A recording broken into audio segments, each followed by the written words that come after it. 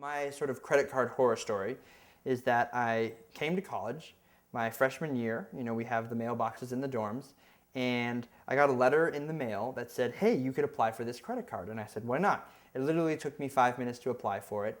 And then a few weeks later, I have a credit card in the mail. And then about 6 months later, I had a huge credit card debt. So it all happened very, very fast. They were sending it to a dorm. They knew who they were sending it to. They were sending it to a college kid whose parents are giving them a sort of allowance to spend while they're in college. So they knew exactly who I was. I had no need to prove that I was making a certain amount of money, or that was able to pay this off in any reasonable amount of time. When I originally got the credit card, the max credit limit was $8,000. As I've slowly gotten closer to the $8,000, then it became $10,000. As I got closer to $10,000, it's now become $11,000. They've raised the credit limit on their own without even asking me or telling me. They figured that's what I would appreciate, and have done that without, and I'm sure that's somewhere in the fine print, but I sure as hell didn't read it. My interest right now is 12.9%, which I've been told isn't terrible, but it isn't great.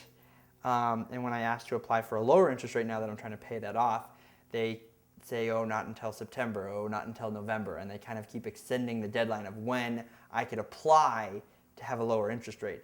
So the application for the credit card was about this big, and the application for a lower interest rate is massive. No one you get something in the mail like that, and you're excited about the big bold text that says, here you could get a credit card. The last thing you're going to read is a little fine print. You're not. It just doesn't seem that you want to spend the time to read that, and also, it just doesn't seem like, it seems like an official document, and that they wouldn't be trying to screw you over. Consumers today are caught in an eternal mindless maze. They're seeking solace, they're looking for answers while trapped in a foggy haze.